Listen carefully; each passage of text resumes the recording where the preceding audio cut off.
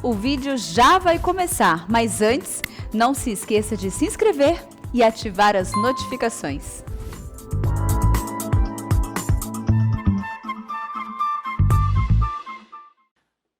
Mais uma vez é uma alegria e uma honra estar aqui com vocês, podendo partilhar do Evangelho do Senhor Jesus Cristo. Vamos ver o que Paulo diz aqui em Filipenses 3, no verso 4. Bem que eu poderia confiar também na carne, se qualquer outro pensa que pode confiar na carne, eu ainda mais. Circuncidado ao 8º dia da linhagem de Israel, da tribo de Benjamim, hebreu de hebreus, quanto à lei fariseu, quanto ao zelo perseguidor da igreja, quanto à justiça que há na lei irrepreensível. Até aí, vamos deixar aberto aí, não feche, vamos fechar os olhos e orar mais uma vez. Pai Santo, a Ti pertence a honra, a glória, o louvor e o domínio. Senhor, tudo diz respeito a Teu nome, a Tua glória, a Teu grandioso poder. Pai, ajuda a fazer com que essa reunião, com que a mensagem atribua toda a glória àquele que é digno. Edifica vidas aqui, Senhor. Se necessário, salva vidas também. Que a graça do Senhor, tão escassa nos meios cristãos hoje, abunde aqui nesse salão. Que haja temor e tremor diante da Tua palavra e diante da Tua presença. Que o Teu reino avance, que o Senhor receba glória para si e nos conforme a imagem do Seu Filho, em nome de Jesus. Amém. Irmãos, prestem atenção aqui, eu quero falar um pouco sobre a conversão do apóstolo Paulo. Na verdade, a conversão de Saulo, que veio a ser o apóstolo Paulo. E alguns traços da conversão de Paulo, que vão servir para nós como testes da nossa conversão. Então essa é o tema da minha mensagem, a conversão de Saulo. Eu gostaria que você prestasse atenção, para que no final, no decorrer da mensagem, você fizesse um paralelo das características do Saulo convertido com a sua vida. Vamos começar mostrando quem foi Paulo. Quem foi o apóstolo Paulo? Bom, Paulo foi o maior pastor de todos os tempos. Paulo foi o maior missionário que o mundo já viu. Em suas 3 viagens missionárias, ele evangelizou toda a bacia do Mediterrâneo, virando ela de pernas para o ar. Paulo também foi o maior escritor bíblico. Dos 66 livros da Bíblia, 13 são de autoria do apóstolo Paulo. Paulo não é só o maior pastor de todos os tempos, o maior missionário, o maior escritor canônico, mas Paulo também foi o maior teólogo que a terra já pisou nessa terra. E ele escreve a sua obra-prima, sua carta magna, a Epístola aos Romanos. Paulo também foi o maior evangelista que essa terra já conheceu e o maior plantador de igrejas. Plantou igreja na Galácia, Macedônia, Acaia, em toda a Ásia Menor. Paulo foi o grande bandeirante da fé, um homem sem igual. Alguns historiadores dizem que Paulo está entre as 20 mentes mais célebres de todos os tempos.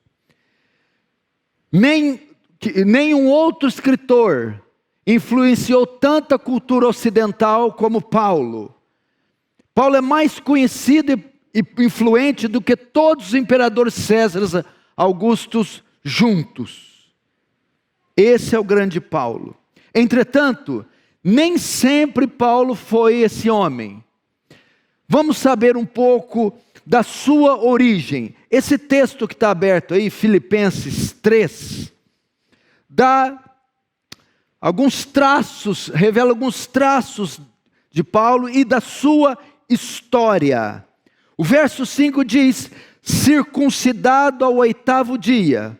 O que significa isso? A circuncisão era um símbolo do pacto abraâmico. Era um símbolo da aliança. Em Abraão, Deus institui a circuncisão.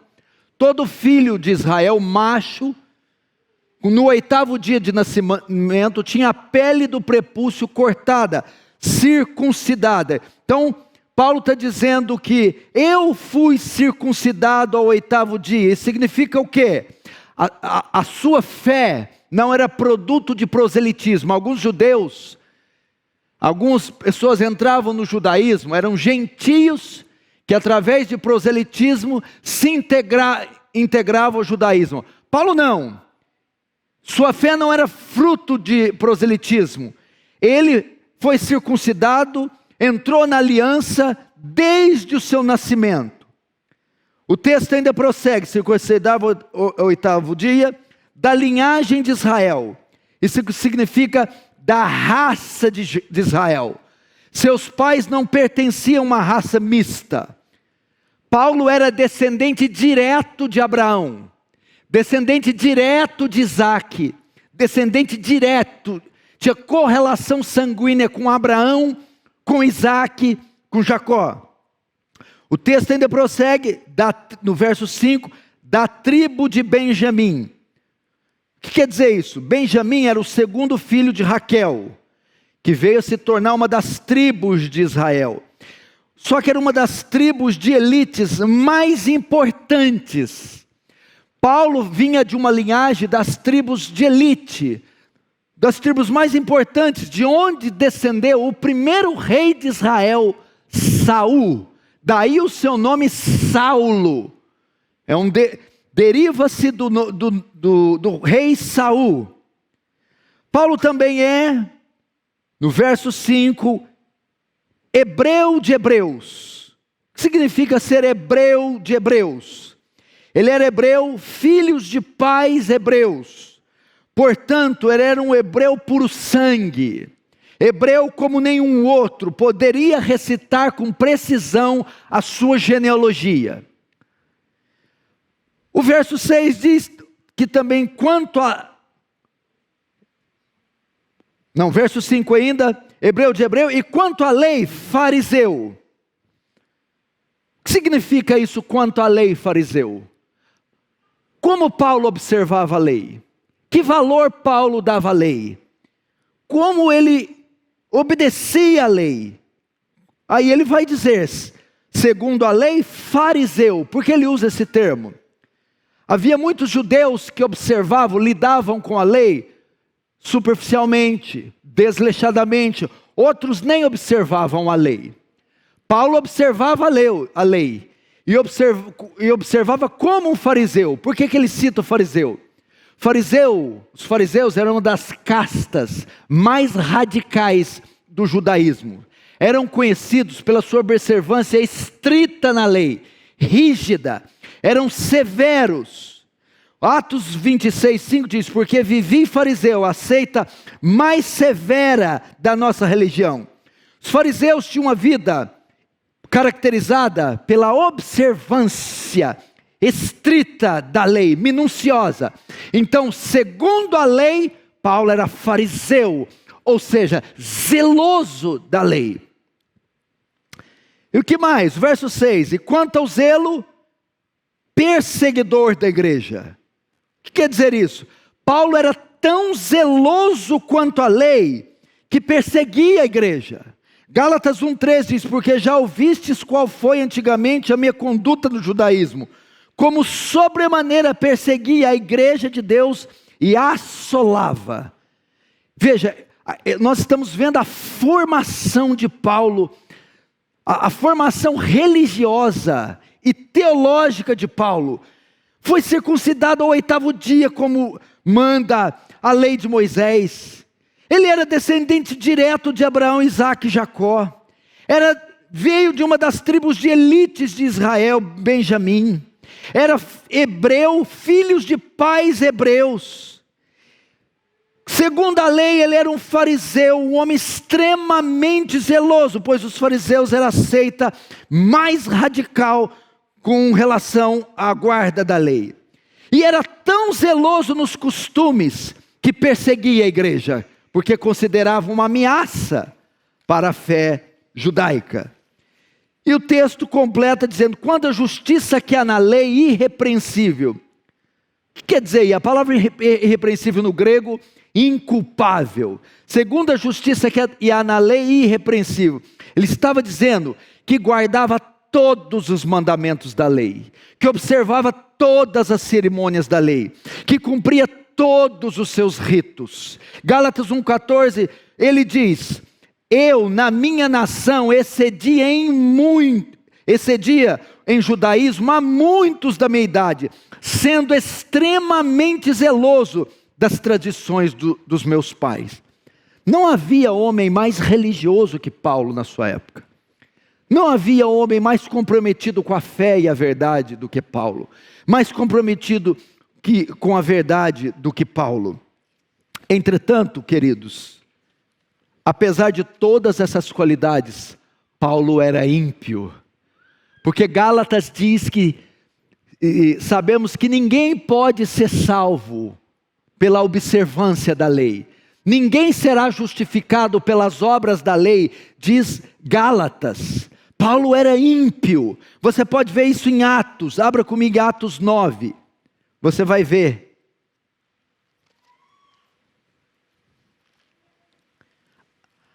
Apesar de todo esse zelo, isso não conferia a Paulo a conversão. Veja o que diz em Atos capítulo 9, verso 1 e verso 2. Saulo, respirando ainda ameaças e morte contra os discípulos do Senhor, dirigiu-se ao sumo sacerdote e lhe pediu cartas para as sinagogas de Damasco, a fim de que, caso achasse alguns que eram do caminho, assim homens como mulheres, os levasse presos para Jerusalém.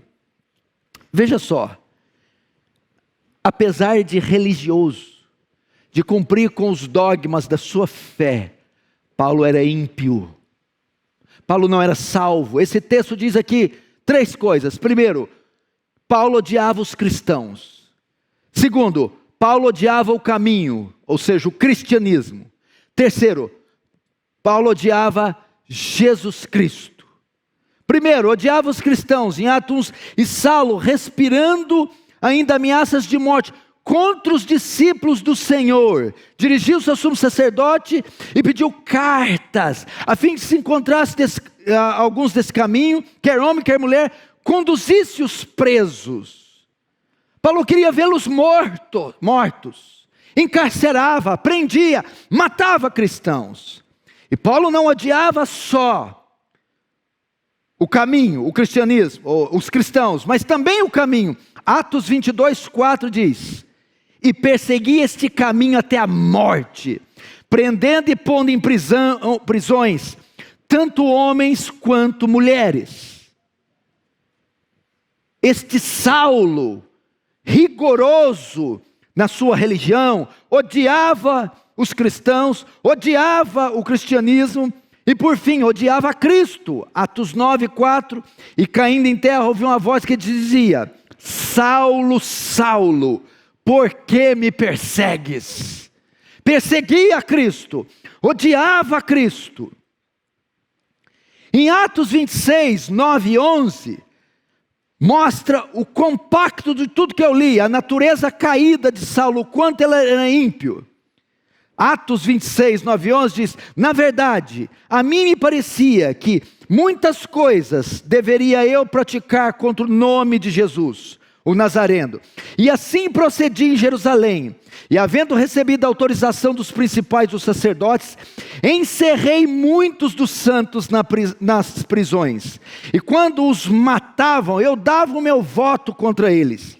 E castigando-os muitas vezes por todas as sinagogas, os obriguei a blasfemar, e enfurecido demasiadamente contra eles, até nas cidades estranhas, eu os persegui. Esse era Saulo, meu irmão. um ímpio, um pecador. Agora veja só, acontece o quê? No capítulo 9 ainda, ele está com cartas do sumo sacerdote para ir a Damasco. E você sabe que no caminho, ele se encontra com Jesus. E ali se dá a conversão dele. Você vê isso literalmente no verso 3. Atos 9, 3. Seguindo ele estrada fora, aproximou-se de Damasco, subitamente a luz do céu e brilhou ao seu redor. E caindo por terra, ouviu uma voz que dizia: Saulo, Saulo, por que me persegues? Até aí. Irmãos, eu quero falar com vocês agora do processo de conversão de Paulo. O que é conversão, para nós entendermos? Há uma palavra grega que uma definição grega para a palavra conversão, que quer dizer epistrefo. O que quer dizer epistrefo?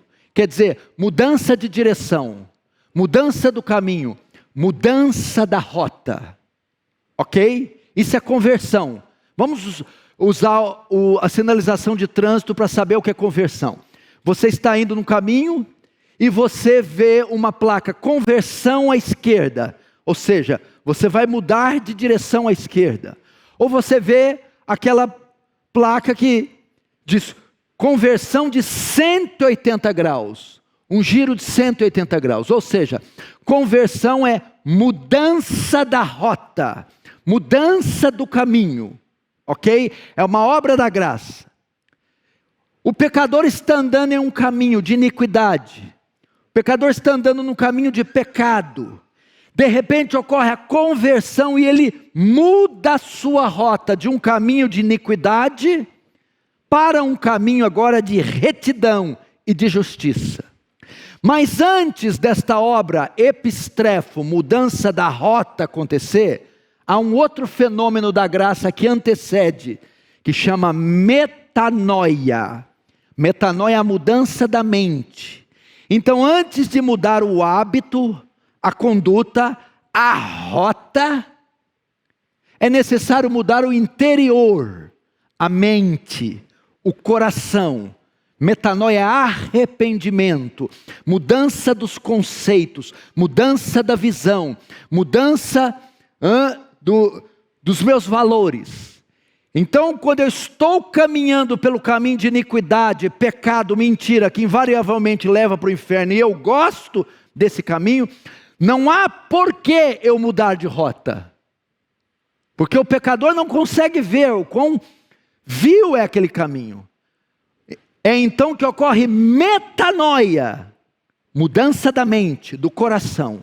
E hora que ele tem noção do qual é o caminho que ele está andando, é um caminho de iniquidade, metanoia, imediatamente epistrefo, ele muda a rota.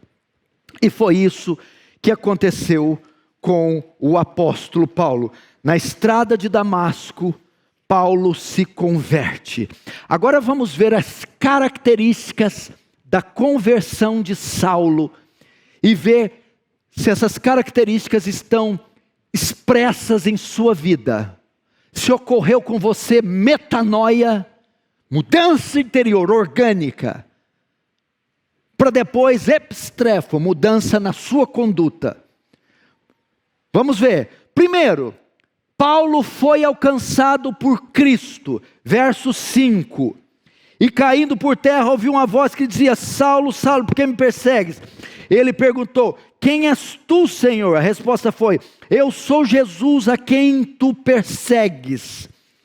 Irmãos, parece redundância dizer isso, mas a conversão só ocorre através de Cristo. Paulo, apesar de todo o seu conhecimento, de todo o seu apego à Torá, de todo o seu apego aos princípios judaicos, não conseguiu obter salvação. Todos os rituais, todas as cerimônias, todas as festas, Pentecostes, tabernáculo, Páscoas, tudo isso não conferiu a Paulo a salvação. Porque Atos 14 diz: em nenhum outro há salvação, porque debaixo do céu nenhum outro nome há dado entre os homens, pelo qual devemos ser salvos.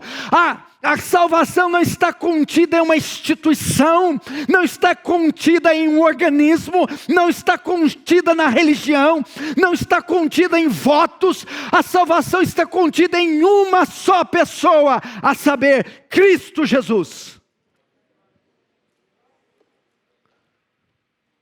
Paulo teve um encontro com Cristo, o Salvador. E a minha pergunta é: você teve um encontro com Cristo? Você teve a sua estrada de Damasco? Cristo encontrou, colidiu, transpassou você? Foi alcançado por Cristo? Não foram vós que me escolhestes, mas eu escolhi a vós, e vos designei para que vades e deem frutos. É só através de Cristo. Me perdoe os budistas maometanos, me perdoe os kardecistas, qualquer outro. Eu admiro a sua devoção por Maria, eu admiro a sua devoção pelos papas, por Mao Tse Tung, Maomé, Confúcio, Hare Krishna, Buda, mas nenhum deles pode dar salvação a você, senão Cristo.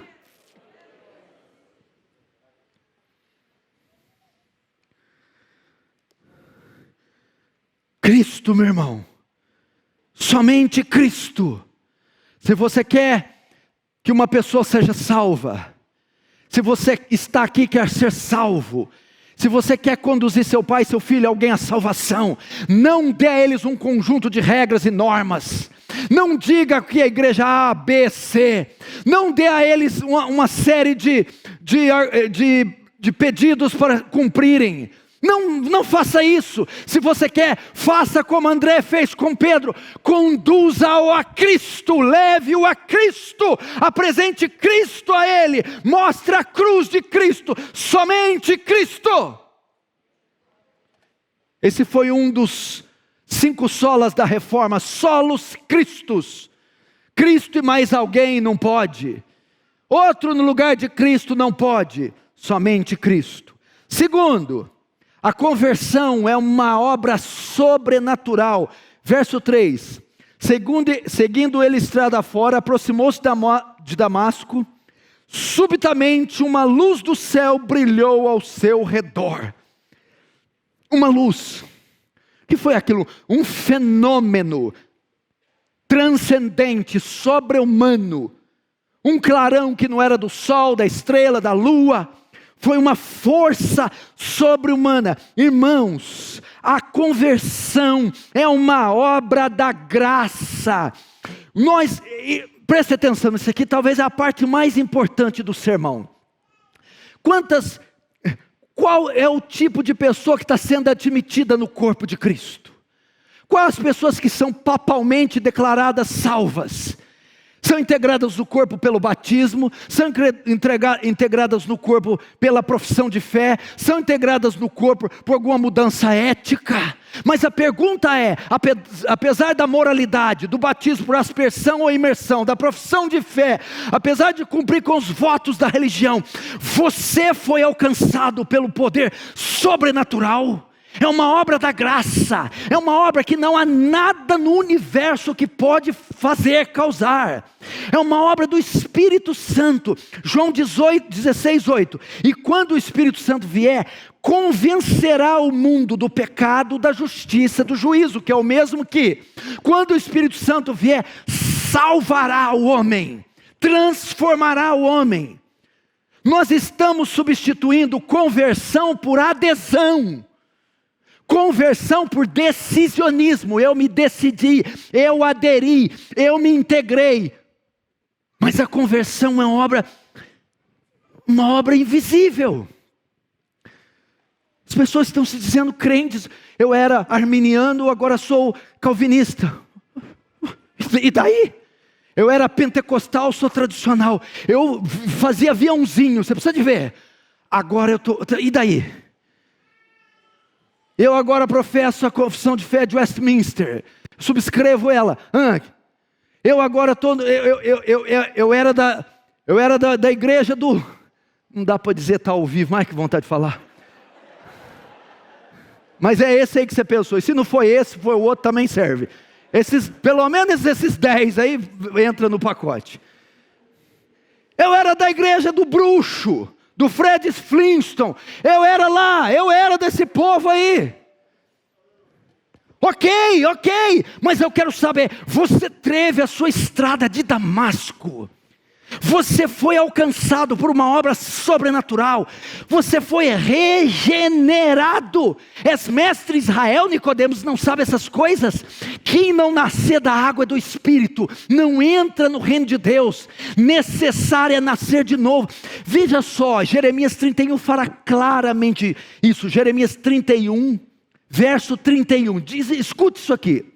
Eis que vem dias, diz o Senhor, em que farei uma aliança nova com a casa de Israel. É uma aliança nova, ok? Não conforme a aliança que fiz com seus pais, não conforme a aliança antiga, aliança mosaica, aliança dos 10 mandamentos em tábuas de pedra. Mas esta é a aliança que farei, está falando lá para o futuro, está falando da igreja, com a casa de Israel depois daqueles dias. Porei a minha lei, não nas pedras, mas no seu interior. E as escreverei, não nas pedras, mas no seu coração. E eu serei o seu Deus, e eles serão o meu povo. Regeneração.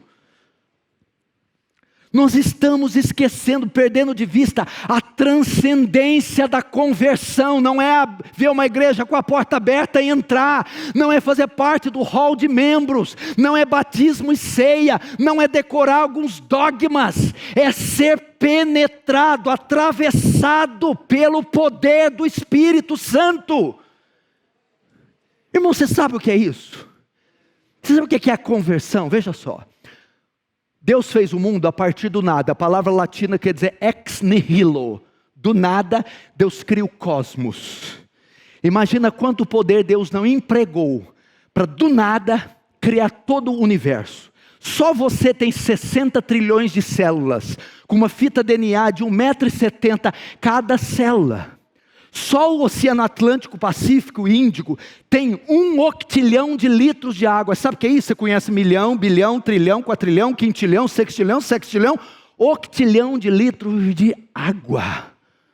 Você tem ideia o que é isso? Quanto poder Deus não empregou para fazer? Do nada. Tenta você do nada criar esse papel. Vai, eu vou te dar 10 segundos. Deus do nada cria todo o universo. Quanto poder! Na obra da salvação de um homem, o poder que Deus emprega para salvar um pecador é maior que o poder que Ele empregou para criar o mundo inteiro. Porque para criar o mundo é do ex nihilo, do nada, Ele cria o universo perfeito. Para salvar um homem não é do nada, é a partir de uma massa caída em Adão, corrupta e morta. Então o poder para ressuscitar aquele morto e fazê-lo semelhante a Cristo é maior. Como é então que uma piscina de batismo vai te dar isso? Como é que a confissão de fé vai te dar isso? O processo de conversão se iniciou. Paulo se converteu por Cristo e por um poder sobrenatural. Vamos ver agora as evidências na vida de Paulo. Primeira evidência, depois que ele foi encontrado na estrada de Damasco. Desejo em fazer a vontade de Deus. O verso 6 aí está assim: mas levanta-te, entra na cidade onde te dirão o que convém fazer. Ok? Mas na versão Almeida Corrigida Fiel, quando Saulo cai do cavalo, ele diz assim: ele tremendo e atônito disse: Senhor, o que queres que eu faça? A primeira marca de um salvo: desejo de fazer a vontade de Deus. Ali o obstinado Saulo, o assassino Saulo, o judaizante Saulo, ele abriu mão de toda a sua vontade para fazer a vontade de Deus. Esta é a marca de um salvo. A minha vontade está cativa à vontade de Deus, submissa à vontade de Deus. Antes da conversão, é o que eu quero. Depois da conversão, é o que o Senhor quer. Antes da conversão, eu faço a minha vontade. Depois da conversão, eu faço a tua vontade.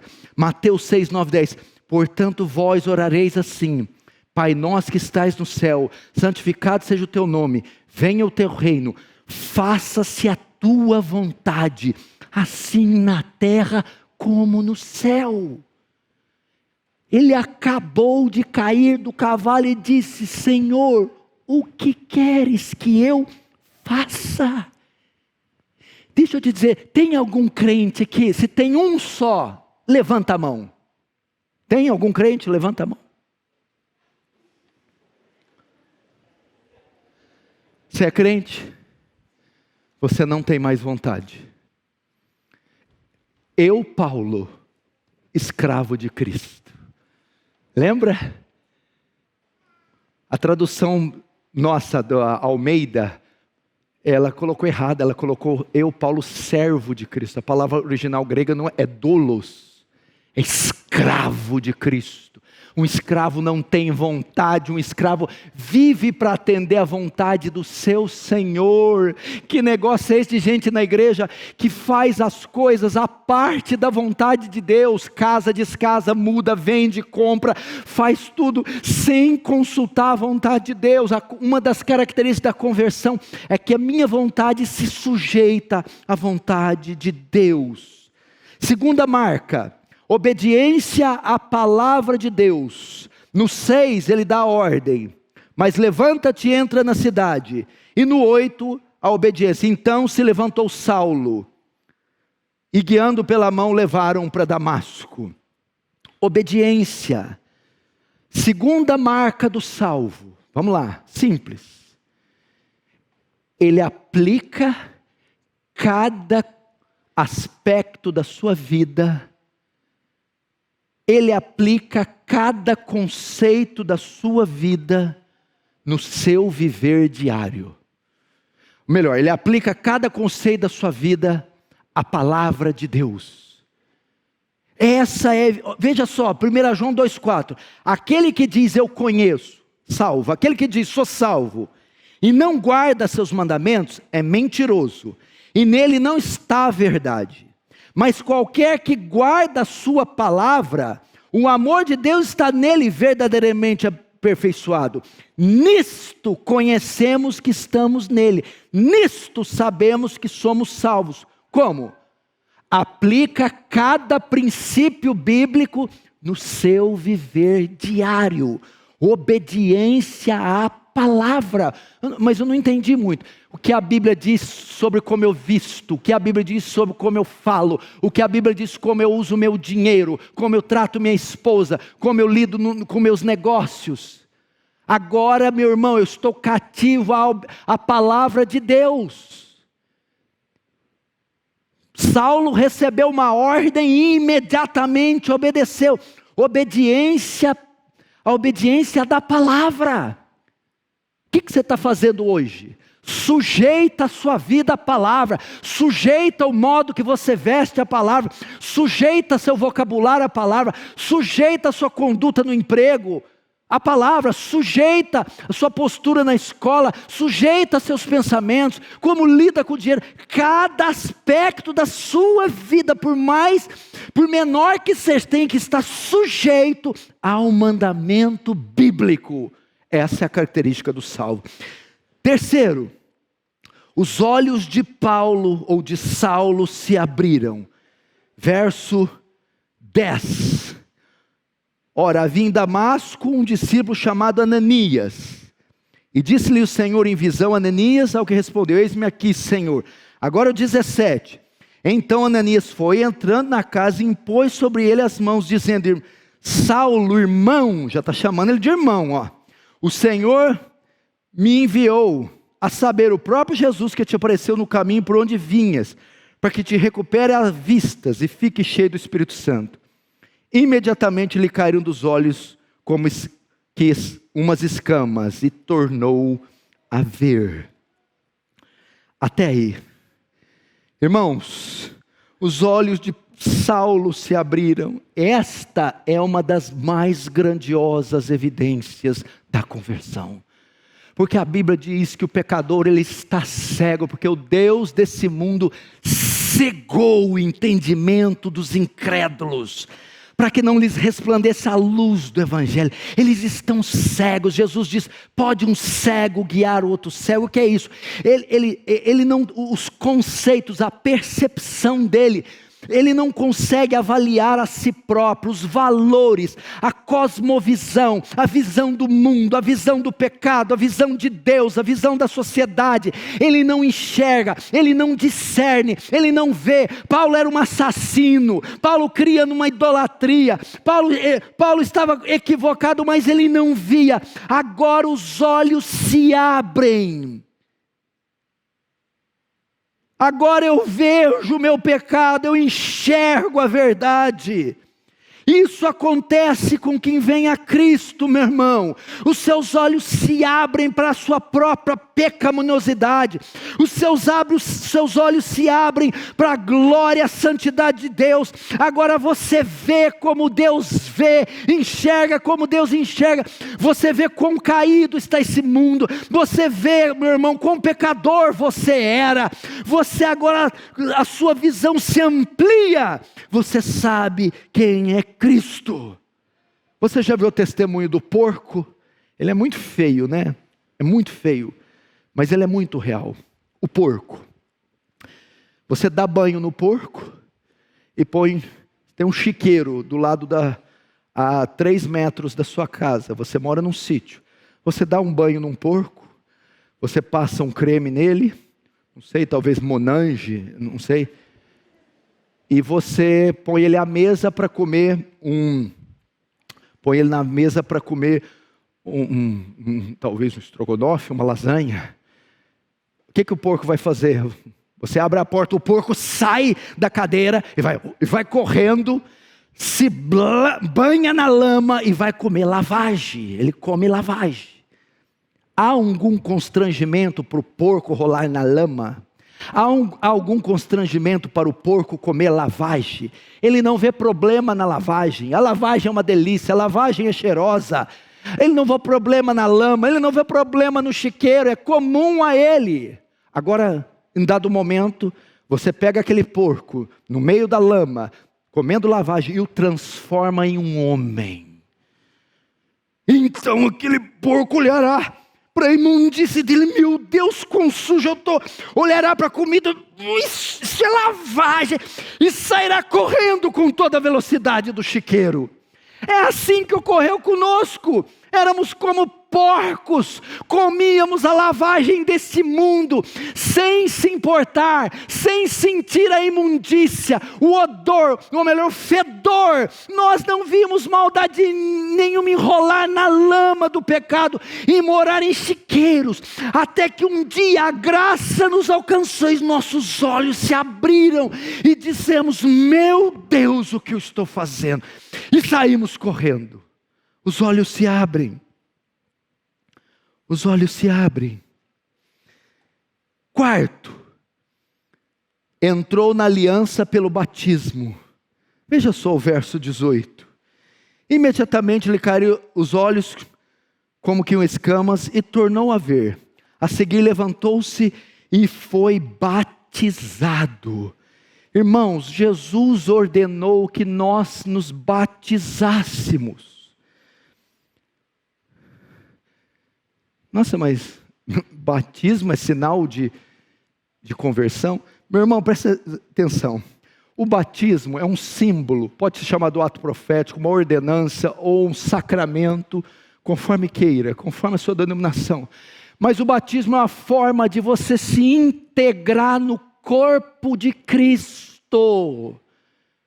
Meu irmão, uma das evidências do salvo é que ele faz parte do corpo, ele não tem carreira solo, meu irmão. Ele não é um desigrejado voluntariamente, ele está unido na comunidade dos santos, na congregação dos redimidos. Ele ama estar na casa do Senhor, se unir com os santos. O batismo é um sinal de arrependimento, é um sinal da fé em Cristo, é a confissão pública da fé e a integração no corpo. O salvo não vive sem a igreja, não vive sem o corpo, não vive sem o culto público. Todos os salvos estavam perdidos. Éramos como ovelhas desgarradas, agora tendes voltados para o pastor e bispo da vossa alma. Meu irmão, não existe, eu sou membro, ou melhor, eu sou corpo. Não existe. A mão fala, eu sou corpo. O pé fala, eu sou corpo. O olho fala, eu sou corpo. Não. Ele não pode falar isso. Não há como nós sermos crentes sem estarmos unidos na igreja. Agora o que ele diz? Nós somos corpo, nós somos igreja. Amém? Quinto, que eu pulei aqui e esqueci, está lá no 17. Então Ananias foi entrando em sua casa e impôs sobre ele as mãos, dizendo: Saulo, irmão, o Senhor me enviou a saber, o próprio Jesus que te apareceu no caminho por onde vinhas, para que recuperes a vista e fique cheio do Espírito Santo. Quinta característica do salvo: ser habitado pelo Espírito Santo. Irmão, presta atenção, é aqui que a nossa religião se diferencia de qualquer outra. Nenhuma outra religião do mundo oferece tal coisa. Essa é uma promessa exclusiva da nova aliança. Tirarei o coração de pedra, colocarei o coração de carne, e colocarei o meu espírito neles, para que me temam. Ser habitado pelo Espírito Santo, Joel 2:23, e há de ser que nos últimos dias derramarei do meu Espírito sobre toda a carne. Meu irmão, no Antigo Testamento você tinha o conceito de Deus com. Na Nova Aliança é Deus em. Deus com o povo, agora é Deus dentro do povo, habitado por Deus. João 14:16, eu rogarei ao Pai, Ele vos dará outro Consolador, para que fique convosco para sempre. Não, peraí, alguém que é habitado por Espírito Santo pode dar um amém melhor, amém? Ser habitado, meu irmão, não há religião que te ofereça tal coisa. Pode tomar o chá do santo daime, pode bater os atabaques e descer os exus, mas nada se compara a isso. Existe até alguns que incorporam o espírito A, B, Allan Kardec, Alonso, e aquele outro, Exu, a Pombagira, mas nós não, nós temos o Espírito de Deus. Maior é o que está em nós do que aquele que está no mundo. Sexto característica: mudou o ciclo de amigos. Agora vai para os irmãos aí que gostam de uma baladinha. Sexto, verso 19. E depois de ter se alimentado, sentiu-se fortalecido. Então permaneceu em Damasco alguns dias com os discípulos. Como é que é? Paulo, veja só, o happy hour de Paulo era com os fariseus, saduceus, aquela turma lá. A baladinha de Paulo era com os fariseus. Estava lá, né? Essa era a turminha de Paulo. Agora o verso 19, olha só, no 5 ele cai do cavalo. Conversão. No verso 19, ele vai ficar com os discípulos. É a coisa mais extraordinária. Crentes, professos, dentro de igreja, que os seus melhores amigos são ímpios, que não mudaram o seu ciclo social, os lugares que frequentam, as roupas que vestem, os amigos que seguem, As intimidades são com ímpios. Mudou o ciclo de amigos. Mudou o ambiente, agora o desejo dele é de estar com outros cristãos. Bem-aventurado o homem que não anda no conselho dos ímpios, nem se detém no caminho dos pecadores, nem se assenta na roda dos escarnecedores. 1 João 1,7 diz, para você ter uma ideia, é tão sério isso, que isso é a marca de um salvo. O que é a marca de um salvo? Mas se andarmos na luz, como ele na luz está, temos comunhão uns com os outros. Como é que é? Crente gosta de estar na presença de outros crentes. Quer ouvir crentes, testemunhar para crentes, ouvir testemunhos, trocar experiências. Meu irmão, se você não mudou o seu ciclo de amigos, tem algo errado com você. Me dê o seu celular, me deixe 5 minutos com eles. Por favor, me dê 5 minutos. E eu darei uma sentença sobre você. Não, o senhor não pode me dar sentença de jeito nenhum. Deus conhece o meu coração. Pois é, mas dá para conhecer a árvore pelo fruto. Como é que faz? Não julga o livro pela capa. A Bíblia diz, não, você julga o livro pela capa. Você julga a árvore pelo fruto. Dá o seu celular, deixa eu ver o histórico. Deixa-me ver.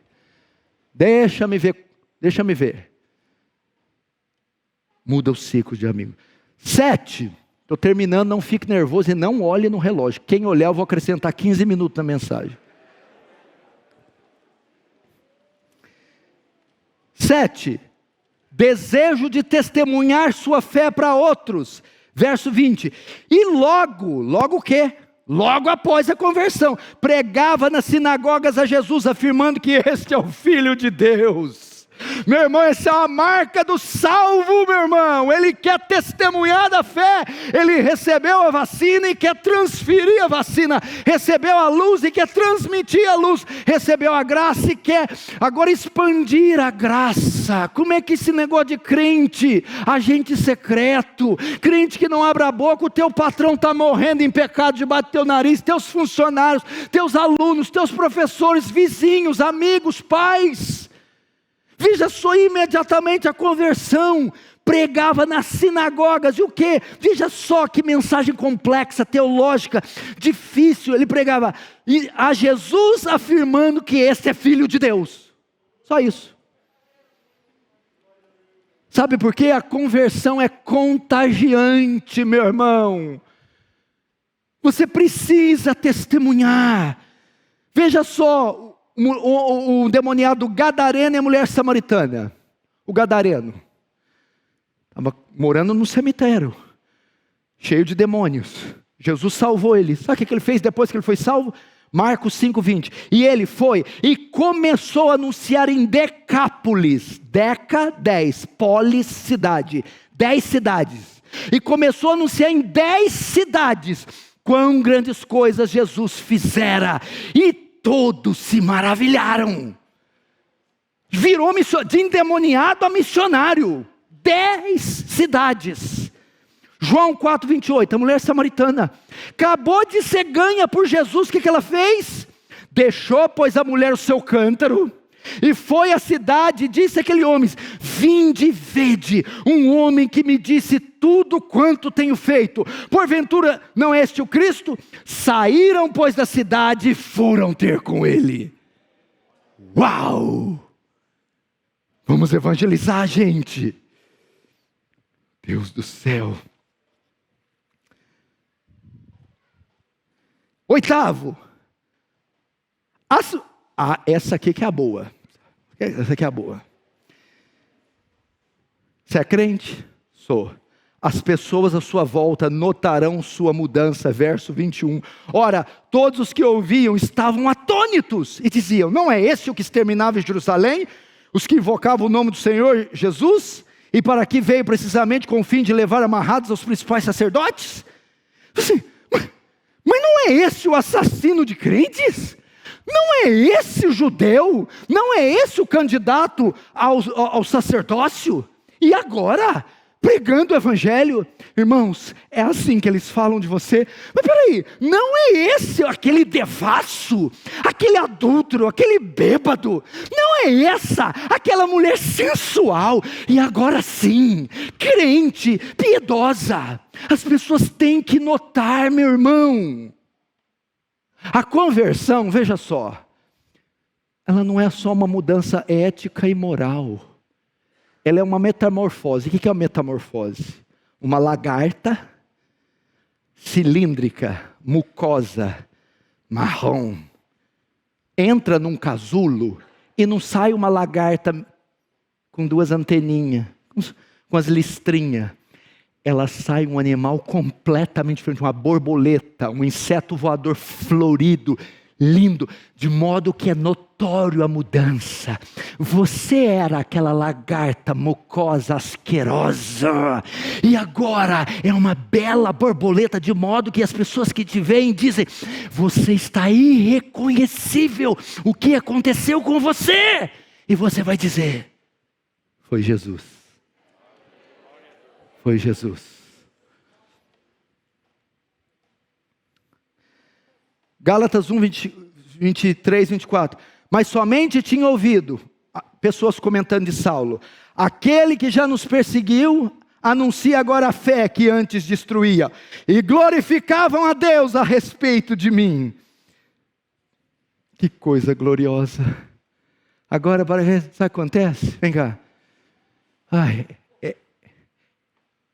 Seria cômico se não fosse trágico. O infeliz vem para a fé, ele converte, aí começa a ir para a igreja. Aí os parentes veem ele depois de um tempo. Nossa, mas você está feio, hein? Você piorou, hein? Parece que é desse jeito. Você estudava, você tinha princípio, agora você só fala que fica vendo demônio, que amarra todo mundo, que faz campanha de sal, não trabalha mais porque fica fazendo oferta alçada, diz que Deus vai entrar com providência. Que coisa esquisita que você ficou.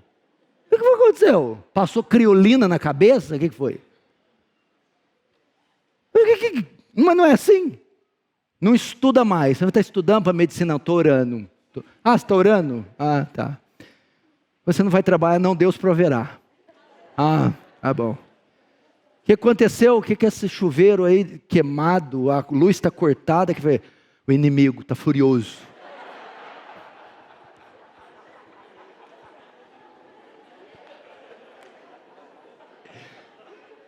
O inimigo. 3 meses de conta atrasada é o inimigo. Eu vou te dizer uma coisa. Não é essa fé que o mundo espera. Vê, meu irmão, é a fé do filho pródigo. Esse meu filho estava morto, agora reviveu. Estava perdido e foi achado. É olhar em você e ver o brilho de Cristo. É ver a sua ética, integridade, prudência, retidão, piedade estampada nos seus atos. Não é fazer você um ignorante, vou fazer você agora o melhor aluno da sala, o melhor funcionário da sua repartição, o melhor filho da sua mãe, a melhor esposa, o melhor marido, o melhor profissional. É isso que Jesus faz. E último, nem todos vão gostar. Verso 23. Decorridos muitos dias, os judeus deliberaram entre si tirar-lhe a vida. Porém, o plano deles chegou ao conhecimento de Saulo. Dia e noite guardavam também as portas para o matarem. O que é isso? Perseguição. Marca do crente verdadeiro. O problema do crente não é quando ele tem problema, é a ausência deles.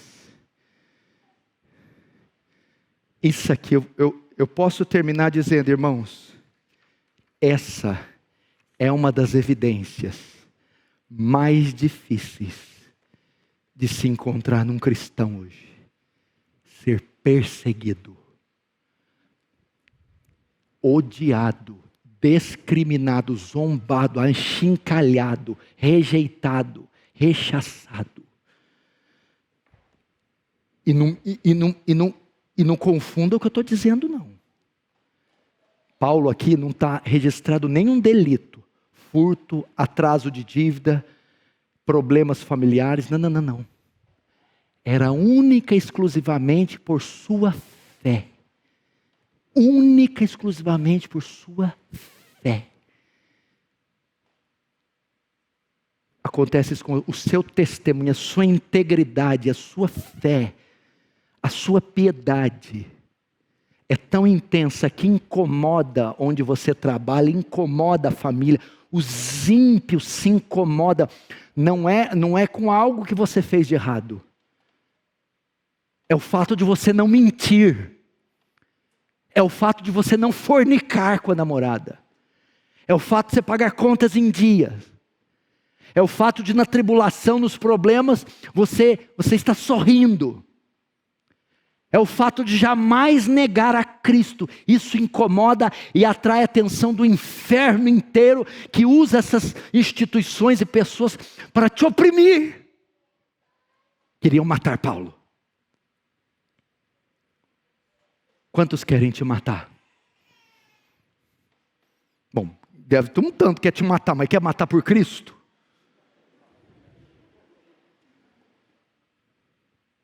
Essas são as evidências, irmãos, de um verdadeiro... O pessoal do louvor já pode dar uma introduçãozinha aqui, um solozinho que eu vou... Irmãos, esse era o Saulo, assassino, pagão, herege. Se transformou no grande apóstolo Paulo. E essas são as evidências. Apesar de nós termos tido alguns momentos descontraídos, essas evidências são encontradas em você. Você as vê na sua vida, na vida da sua esposa, na vida do seu marido, dos seus filhos. Faz uma avaliação. A palavra diz: examine-se a si mesmo para saber se estáis na fé. Elas estão... ou é mera conveniência a religião? Entretenimento, passeio. Faz uma avaliação. Jesus disse: louco! Amanhã pedirão a tua alma. O que tens preparado? Para quem será? Vamos fechar os olhos, vamos orar. Fale com Deus agora.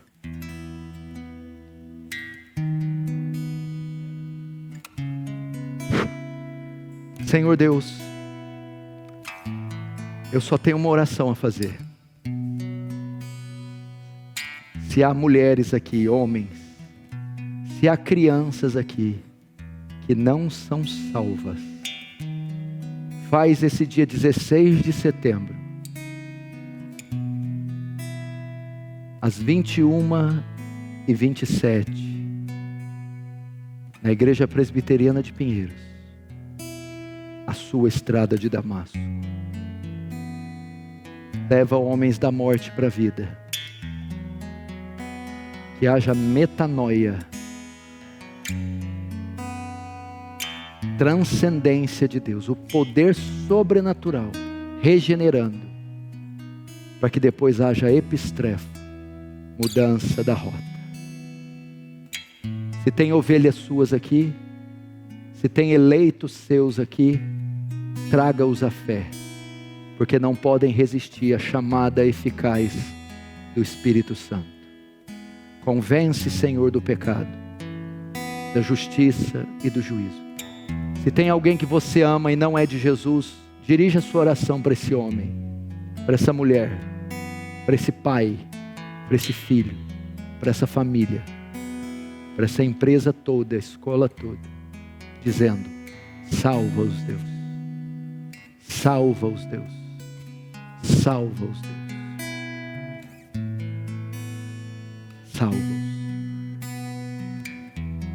Em nome do Senhor Jesus. Amém. Amém, irmãos?